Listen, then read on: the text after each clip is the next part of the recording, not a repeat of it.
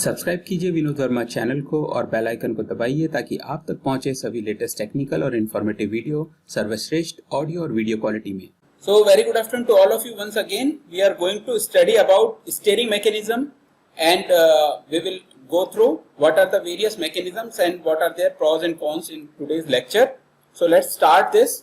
So first of all we should know what is correct steering angle. तो देखिए steering कोई भी कर सकता है, स्टीयरिंग करना बहुत आसान है, लेकिन वो करेक्ट है या नहीं है first of all we should know कि करेक्ट स्टीयरिंग हम किसको बोलते हैं, right? So in order to avoid skidding such that slipping of the wheel sideways the two front wheel must turn about the same instantaneous center I which lies on the axis of the back wheel as shown in figure। तो बहुत important है, आप ध्यान से देखिएगा इस diagram को कि करेक्ट स्टीयरिंग का क्या मतलब होता है कि जब आपकी गाड़ी स्ट्रेट चल रही है तब तो आप देखेंगे कि जो आपके लिंकेजेस हैं उनका सेंटर पॉइंट क्या हो रहा है, रेयर के आपका जो एक्सिस है उस पर मीट कर रहा है। लेकिन जब आप स्टीयर करते हैं गाड़ी को किसी भी तरफ टर्न करते हैं तो जो उनका सेंटर ऑफ एक्सिस है यदि आप उसको मिलाएं तो वो जो पॉइंट आपका कॉन्साइड करेगा, मान लीजिए इसको हम आई पॉइंट बोलते हैं, तो it should perfectly match on your rear axis. तो जो रेयर व्हील की एक्सिस है ये हमेशा कांस्टेंट रहती है। हम चाहते हैं कि आगे के जो फ्रंट के टायर हैं उनकी भी जो एक्सिस है वो हमेशा आकर के इसी लाइन पर मीट करे।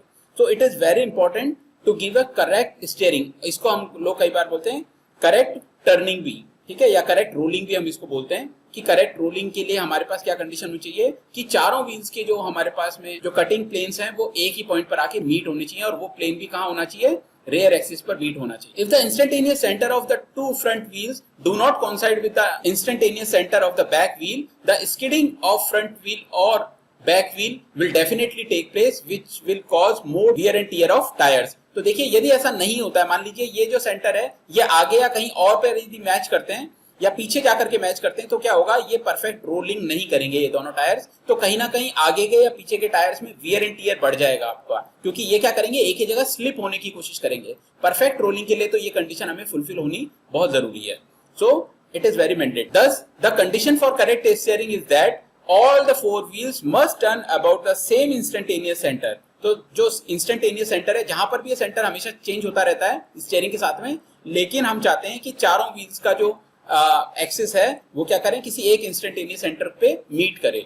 The axis of inner wheel makes a larger turning angle than the angle subtended by the axis of outer wheel. तो जो इनर व्हील है, इनर व्हील हम किसको बोलते हैं, जहां पर भी गाड़ी टर्न ले रही है, मान लीजिए लेफ्ट में ले रही है इस केस में तो हम इसको इनर व्हील बोलेंगे, यदि राइट में लेती तो हम इसको इनर व्हील बोलते हैं, ठीक है। तो जो भी इनर व्हील है यानी कि जिस तरफ में टर्निंग हो रही है उसका यदि आप रेडियस देखेंगे तो वो ज्यादा होता है। यदि आप इस एंगल की बात करेंगे तो जो इनर व्हील है इसका एंगल क्या होता है, आप देख पा रहे हैं ये एंगल क्या होगा आपका बाहर वाला, वो ज्यादा होगा with comparison to the outer wheel. तो आउटर व्हील का आप रेडियस देख रहे हैं, यहाँ पर आकर के ये छोटा आपको नजर आ रहा है। तो हमेशा इनर रेडियस जो होता है वो क्या होता है, बड़ा होता है।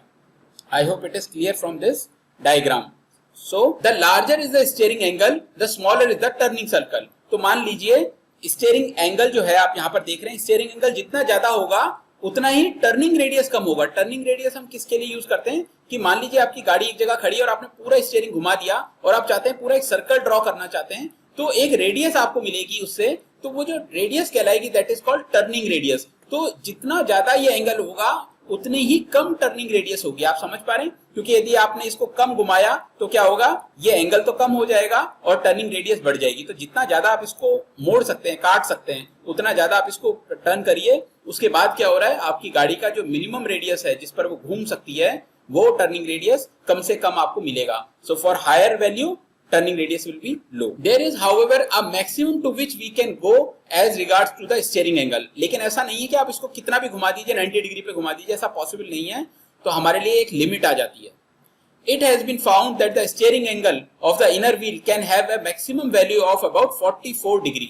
तो देखिए ये एंगल आपके पास जो आप देख रहे हैं इनर व्हील का, ये मैक्सिमम 44 डिग्री जा सकता है, इससे अधिक नहीं जा सकता है। तो it is the maximum limit, okay.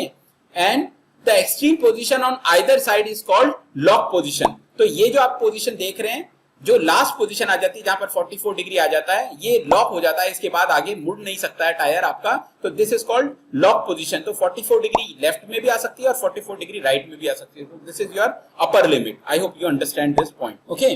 The diameter of the smallest circle which the outer front wheel of the car can traverse and obtain when wheel are at their extreme position is known as the turning circle. We have discussed this कि जो inner radius है, ये जो आपके पास radius नजर आ रहा है और इस रेडियस पर जब गाड़ी टर्न होती है तो हम इसको बोलते हैं turning radius. Okay, now let's try to understand the equation for your correct steering angle. तो इक्वेशन क्या होती है हमें इसको ध्यान से समझना पड़ेगा. तो हम यहाँ पर एक डायग्राम देख पा रहे हैं और हमारे पास ये रेयर व्हील हैं दोनों और ये फ्रंट व्हील हैं जो कि किसी एंगल पर टिल्टेड हैं. ओके, तो जैसे हमने बोला कि करेक्ट स्टीयरिंग के लिए सारी एक्सिस एक पॉइंट पर मीट होनी चाहिए, तो हमने ये बात देखी कि हमारे पास में ये जो फ्रंट का लेफ्ट वाला जो व्हील है इससे हमारे पास में ये लाइन ड्रॉ हो रही है और राइट वाला जो व्हील है आउटर साइड का वो उससे हमारे पास ये लाइन ड्रॉ हो रही है और ये दोनों किस पर बेस लाइन पर मीट कर रहे हैं. तो लेट्स से कि हमारा जो आउटर जो व्हील है, जो बाहर की साइड व्हील है, उससे जो एंगल बन रहा है वो हमारे पास फाई बन रहा है और जो इनर व्हील है उससे हमारे पास थीटा एंगल बन रहा है, राइट. और हम यदि बात करें तो हमारे पास जो दोनों फ्रंट की जो डिस्टेंस है बॉल जॉइंट्स की, लेट्स से कि वो हमारे पास सी डिस्टेंस है, उसको हम सी बोल देते हैं. और हमारे पास जो इस बॉल से लेकर के जहां पर हमारा मीटिंग पॉइंट है इसकी डिस्टेंस को हम वाई बोल देते हैं, ठीक है. और इसी तरीके से यदि हम फ्रंट व्हील से लेकर रेयर व्हील तक के सेंटर टू सेंटर डिस्टेंस की बात करें, जिसको हम व्हील बेस भी बोलते हैं, इसको हम बी बोल सकते हैं, small B. Okay, so these are the different names given to these distances. तो अब हम बात करते हैं for correct steering what condition should be fulfil. तो करेक्ट स्टीयरिंग के लिए हमको क्या चाहिए, तो ध्यान से देखिए. First of all we said cot phi. तो यदि हम कॉट फाई की बात करें तो हम ये फाई है हमारे पास में और इसका हम कॉट लेना चाहते हैं. तो कॉट फाई क्या होता है, बेस अपॉन परपेंडिकुलर. तो हम यदि कॉट फाई की बात कर रहे हैं तो बेस हमारे पास क्या हुआ, ये हमारे पास यहां से लेके ये डिस्टेंस को हम बेस बोलेंगे. तो ये डिस्टेंस हमारे पास कितनी होगी पहले हमें ये पता होना चाहिए. तो बेस हमारे पास हम देखेंगे तो यहां पर हम देखेंगे ये डिस्टेंस हमारे पास यही है. तो दिस इज y प्लस सी. तो हम यदि हम लिखना चाहें तो y प्लस सी हम बेस को लिख सकते हैं. और हमारे पास में परपेंडिकुलर डिस्टेंस कितनी है, तो वो परपेंडिकुलर डिस्टेंस होगी ये. हम इस ट्रायंगल की बात कर रहे हैं, राइट. तो इस ट्रायंगल में परपेंडिकुलर डिस्टेंस जो है हमारे पास में ये है एंड दिस इज b. तो हमारे पास डिनोमिनेटर में b आएगा. So we know cot phi is equals to y plus c upon b. So I think it is clear to all of you. Now what we can do, हम इसको split कर सकते हैं. y plus c upon b को हम ऐसा लिख सकते हैं y upon b plus c upon b. No problem, no issues at all. Fine. अब हम यदि y upon b को देखें तो हमारे पास y तो डिस्टेंस ये हो गई और b डिस्टेंस हमारे पास ये वाली हो गई. तो यदि हम इस ट्रायंगल को कंसीडर करें लेफ्ट वाले को, तो हम देखेंगे कि ये वाला ट्रायंगल है तो हम इसको y upon b को हम क्या लिख सकते हैं, हम लोग cot थीटा भी लिख सकते हैं. बिकॉज cot थीटा यदि हम इस लेफ्ट वाले ट्रायंगल को देखते हैं तो cot थीटा क्या हो गया हमारे पास, अगेन बेस यानी यहां से लेके यहां तक की distance which is y and perpendicular distance means यहां से लेके हाइट तक की डिस्टेंस, इसको हमने b बोला है. तो बिल्कुल y अपॉन b को हम क्या रिप्लेस कर सकते हैं, cot थीटा से रिप्लेस कर सकते हैं प्लस c अपॉन b. तो c अपॉन b हमारे पास एज इट इज यहां से आ चुका है. तो हम इस बात को यदि हम देखें तो cot फाई और cot थीटा को हम लेफ्ट में ले लेते हैं इक्वेशन के, तो हमारे पास जो रिजल्टेंट आएगा वो आएगा cot phi minus cot theta is equal to c upon b. So it is very important to fulfil your correct steering. तो यदि ये रेशियो बराबर होता है इस एंगल के डिफरेंस के, तो हम कह सकते हैं कि वहां पर क्या होगा हमारे पास में परफेक्ट करेक्ट स्टीयरिंग होगा, या हम बोल सकते हैं perfect rolling of all four wheels. तो चारों व्हील्स क्या होंगे, परफेक्ट रोल करेंगे, कहीं स्किड नहीं करेंगे. और स्किड नहीं करेंगे तो कोई वियर एंड टियर एडिशनल हमारा नहीं होगा. I hope it is clear to all of you for correct steering. Now let's move ahead. यदि हम steering mechanism की बात करें तो steering mechanism किसको बोलते हैं? We have already seen that for perfect steering we must always have an instantaneous center about which all four wheel must rotate. तो ये हमें clear हो गई है ये condition कि चारों wheel किसी एक instantaneous center पर meet जरूर से करें. दूसरा, for this purpose inner wheel has to turn more than the outer wheel. It is also very clear. To achieve this condition, two type of mechanism have been device. ठीक है, तो हमने देखा कि इसको मीट करने के लिए हम दो तरीके के डिवाइस मैकेनिज्म हम यूज करते हैं. So type of steering mechanisms are Davis steer mechanism and Ackermann steering mechanism. ठीक है, तो हम इन दोनों को डिटेल में पढ़ेंगे, लेकिन जो एकरमैन टाइप है वो बहुत वाइडली यूज होता है और सबसे ज्यादा गाड़ियों में आपको एकरमैन टाइप का स्टीयरिंग ही मिलेगा. Okay, but we have to discuss both of them one by one. So first of all we should take Davis steering mechanism. तो डेविस स्टीयरिंग मैकेनिज्म क्या होता है, first of all we should try to know. The Davis steering gear has sliding pair. It has more friction than the turning pair. Therefore, the Davis steering gears wears out earlier and become inaccurate after certain time. ठीक है? This type of mechanism is mathematically accurate. तो क्या कहना चाह रहे हैं, we should try to elaborate कि जो डेविस स्टीयरिंग गियर होता है उसमें स्लाइडिंग पेयर होते हैं। स्लाइडिंग पेयर का मतलब क्या है कि उसमें क्या होता है, स्लाइडिंग होता है एक दूसरे में। अभी हम इसको डिस्कस करेंगे कि किस तरह से स्लाइड होता है। तो इस वजह से जब स्लाइड होते हैं सारे मेंबर्स, ये वाला जो आप देख रहे हैं ये ऊपर नीचे स्लाइड होता है, ये वाला जो मेंबर है ये लेफ्ट राइट स्लाइड होता है, ये वाला जो अगेन मेंबर है ये ऊपर नीचे स्लाइड होता है। तो आप देखेंगे स्लाइडिंग जो इनके पास कॉन्टैक्ट है वो स्लाइडिंग टाइप है, और स्लाइडिंग जब होगा तो आप देखेंगे वियर एंड टियर बहुत ज्यादा होगा, ठीक है। और इस वजह से क्या होगा, ये पार्ट्स जो होते हैं वो जल्दी घिस जाते हैं और जो है आपका स्टीयरिंग मैकेनिज्म वो डिस्टर्ब हो जाता है। तो ये इसका ड्रॉबैक है। अब हम बात करते हैं इसके एडवांटेज की। तो एडवांटेज इसका ये है कि जो अभी हमने बात करी कि चारों जो पॉइंट हैं वो एक ही पॉइंट पर इंस्टेंटेनियस सेंटर पे मिले, ये बिल्कुल इस तरीके की चीज को सेटिस्फाई करता है Davis type of steering mechanism. So यहाँ पर हम सबसे पहले इसकी कंस्ट्रक्शन देख लेते हैं डायग्राम में। तो यहाँ पर आप देख रहे हैं ये आपके पास में किंग पिन है जो हमने पहले भी बात करी है, और यहाँ पर आपकी स्टब एक्सल लगी रहती है, और ये जो लीवर दिख रहा है this is called bell crank lever. Bell crank lever ये है, इस एंगल पर ये टिल्टेड है, ठीक है। तो यदि हम इसके हॉरिजॉन्टल से बात करें तो हॉरिजॉन्टल प्लेन से ये क्या है, अल्फा एंगल बना रहा है। दोनों साइड में आप देख पा रहे हैं कि ये जो बेल क्रैंक लीवर है ये क्या कर रहा है, अल्फा एंगल बना रहा है, ठीक है। और यहाँ पर जो ये बेल क्रैंक लीवर का जो एंड दिख रहा है, यहाँ पर हमने एक सिलेंडर लगाया हुआ है जिसके अंदर में ये क्या हो सकता है, आगे पीछे मोशन कर सकता है। ये जो सिलेंडर है ये इस लीवर के ऊपर में ये स्लाइड हो सकता है ऊपर नीचे। इसी तरह से यहाँ पर जी जो आपके पास लग रहा है, ये जो पार्ट है ये क्या कर सकता है, इसके ऊपर लीवर पर स्लाइड कर सकता है। ये जो एंगल है ये हमेशा फिक्स रहेगा। ये जो टायर से आपको दिख रहा है यहाँ पर से निकलता हुआ ये बेल क्रैंक हमेशा इसी पोजीशन पे रहेगा, ये एंगल हमेशा कांस्टेंट रहेगा जो बेल क्रैंक का है, ओके। आगे हम यदि देखें, यहाँ पर हमने एक बॉल जॉइंट से क्या कर रखा है, एक लिंक और आगे लगा रखा है, और ये लिंक क्या कर रहा है, एक चेचिस से हमारा कनेक्टेड सपोर्ट है उसमें से ये पास ऑन हो रहा है। तो ई और एफ ऐसे दो पॉइंट्स है जहां से ये क्या कर रहा है, ये लिंक इनके अंदर से पास हो रहा है, और ये जो आपके पास लिंक है ये क्या करेगा, अगेन स्लाइड करेगा लेफ्ट एंड राइट, क्योंकि ये क्या कर रहा है, इसको गाइड करने की कोशिश कर रहा है। ई और एफ क्या करेगा, इस लिंक को ना तो आगे जाने देगा ना पीछे आने देगा, ये सिर्फ इसको अलाउ करेगा कि ये लेफ्ट राइट मूव कर सके। तो दे आर गाइड्स, और ये गाइड क्या होते हैं, अटैच रहते हैं आपके चेचिस फ्रेम के ऊपर में। तो I hope you understand the construction of this. Now let's try to understand its working.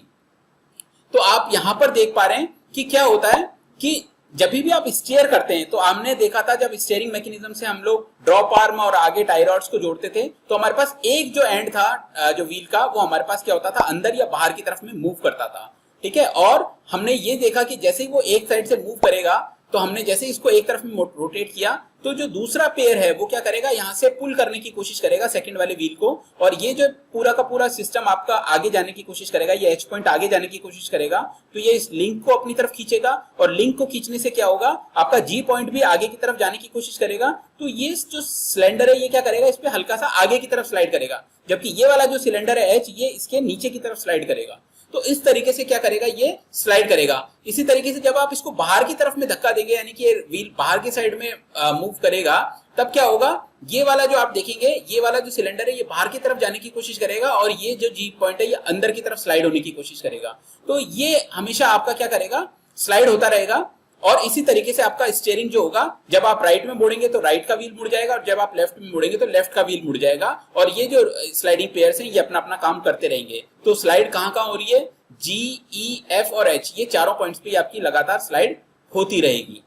यदि हम इसको एनिमेशन से देखने की कोशिश करें, तो आप देखेंगे कि इनका हमेशा पॉइंट जो होता है चारों का एक ही पॉइंट पर मैच होता है। हम इसको प्रैक्टिकली करके देख सकते हैं। तो आप एक लिंक को किसी को भी यदि रोटेट कर रहे हैं, तो आप देख रहे हैं कि दूसरा पॉइंट भी आपका ऑटोमेटिकली रोटेट हो रहा है, और रोटेट वो इतने ही एंगल पर हो रहा है जितना कि आपका पीछे वाले एक्सिस पर वो इंस्टेंटेनियस जो सेंटर है वो हमेशा मिल करके रहे। तो आप यहाँ पर एक देख पा रहे हैं कि यहाँ पर आपको दिखाया हुआ है कि एक इंस्टेंटेनियस पॉइंट है, ये हमेशा इसी लास्ट वाली एक्सिस पर ही मैच करेगा, भले ही वो दूर चला जाए लेकिन रहेगा पीछे वाली एक्सिस पे ही।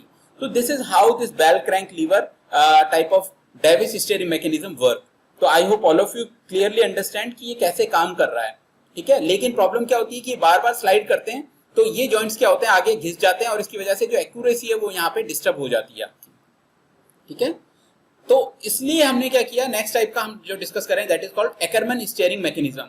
तो एकरमैन जो मैकेनिज्म है वो बहुत वाइडली यूज होता है, लेकिन इसकी एक जो हम बात करें ड्रॉबैक की बोल लीजिए या फिर लिमिटेशन बोल लीजिए, कि यहाँ पर जो हमारे पास होता है, इसके जो पॉइंट्स होते हैं वो रेयर व्हील के जो एक्सिस है उस पर मैच नहीं करते हैं। इनका जो इंस्टेंटेनियस सेंटर है वो अलग होता है और इनका जो पीछे वालों का इंस्टेंटेनियस सेंटर है वो हमेशा अलग रहता है। तो it is one of the limitation of your एक्करमैन type, लेकिन उसको हम कैसे ओवरकम कर रहे हैं हम आगे डिस्कस करेंगे।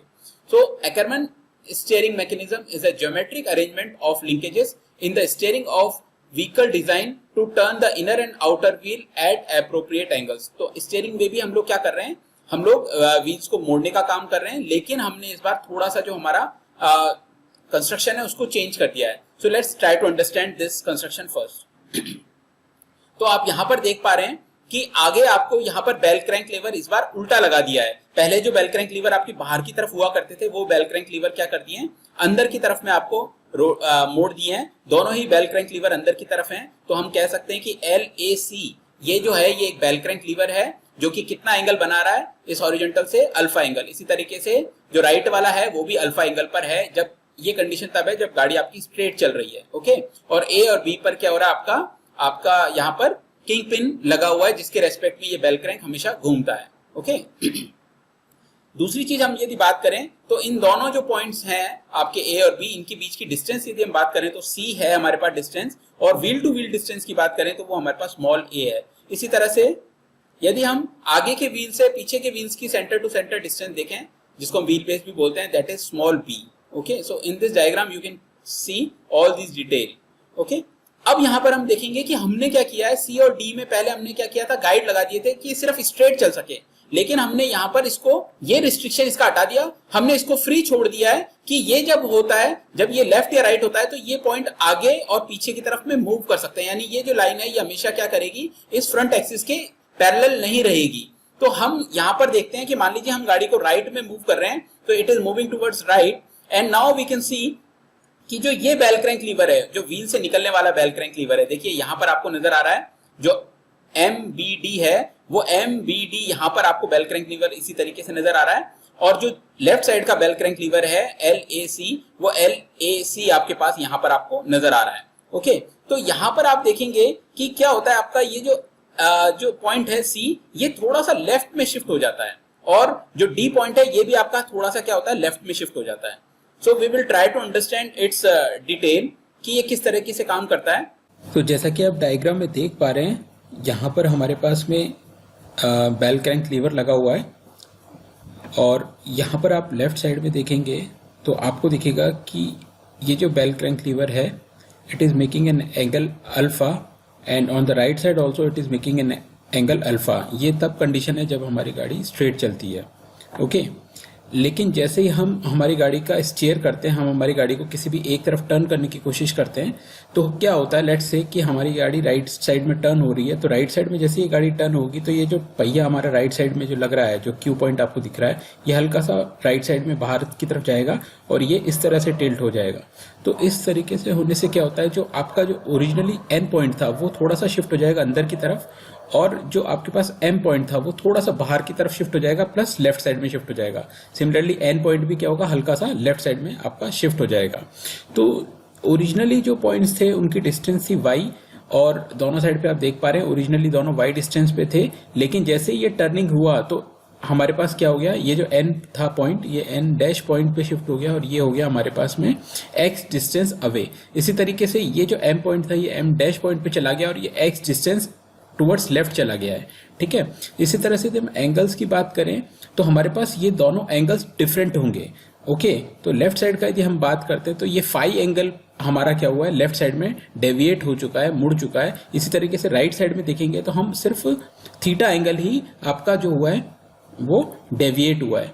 तो इस तरीके से यदि हम बात करें एक कंडीशन की कि जब हमारा गाड़ी राइट साइड में ड्राइव कर रही है और राइट साइड में हमारा टर्न ले रही है, तो उस कंडीशन में हमारे पास इक्वेशन क्या आएगी, तो हम इक्वेशन यहाँ पर देखते हैं कि लेट्स से कि हमारे पास में राइट साइड का हम यदि हम एक ट्रायंगल कंसिडर करें तो we have sine alpha plus theta. तो ये आप देख रहे हैं ये साइन अल्फा प्लस थीटा हम ले रहे हैं, तो यानी कि हम जो नया वाला हमारे पास में जो पॉइंट शिफ्ट हो गया एन डैश उसकी बात कर रहे हैं हम, तो साइन अल्फा प्लस थीटा, यानी कि ये अल्फा पहले से था और थीटा एंगल क्या हो गया, ये शिफ्ट हो गया है, तो टोटल एंगल यानी sine alpha plus theta angle is equals to what, is equals to this distance. तो ये डिस्टेंस हमारे पास कितनी हो गई है अब नई वाली, y प्लस एक्स, तो ये हमारे पास में डिस्टेंस हो चुकी है Y plus X divided by this hypotenuse. Hypotenuse हमारे पास क्या है, ये हमारे पास आर है, जो लिंक की लेंथ है वो हमेशा आर रहेगी, कांस्टेंट रहेगी। तो यहाँ पर आप देख पा रहे हैं क्यू एन जो है ये लिंक है हमारे पास, इसकी डिस्टेंस है आर। इसी तरह से पी एम जो है या पी एम डैश बोल लीजिए, दोनों की डिस्टेंस हमेशा आर रहने वाली है, ये चेंज नहीं होगी। Okay, it's a constant. तो इसी तरीके से हम यदि लेफ्ट साइड वाले ट्राइंगल की बात करें तो हम देखेंगे साइन अल्फा, ये जो आपके पास पहले ओरिजिनली था, अब उसमें से ये एंगल आपका क्या हो चुका है, कम हो चुका है, क्योंकि आपका एम पॉइंट जो है वो एम डैश पे आ गया और ये हमारे पास लेफ्ट में शिफ्ट हो गया है।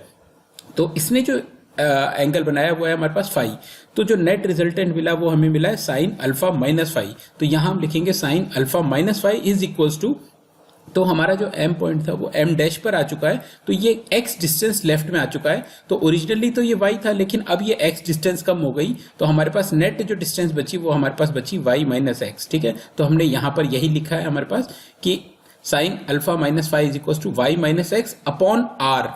तो ये जो डिस्टेंस है ये अगेन कांस्टेंट रहने वाली है, पी एम, तो ये लिंक की रेडियस है, ये सेम रहेगी। तो इस तरह से हम देखेंगे हमारे पास दो इक्वेशंस हमको मिल गई हैं। यदि हम इक्वेशन नंबर 1 और 2 को ऐड करते हैं तो हम देखेंगे sine alpha plus theta plus sine alpha minus five that is equals to Y plus X upon R plus Y minus X upon R, और हम इन दोनों को जोड़ेंगे तो हमारे पास एक्स एक्स कैंसिल आउट हो जाएगा और हमारे पास बचेगा 2y अपॉन आर, और 2y अपॉन आर यानी कि twice of y upon R. यदि हम y अपॉन आर की बात करें तो ये कुछ नहीं है बल्कि साइन अल्फा ही है। तो we can say it is 2 sin alpha. So it is a mandatory condition to fulfill your right steering in Ackermann type of system. So this is all about your Ackermann type of steering mechanism. Thank you so much for being with me.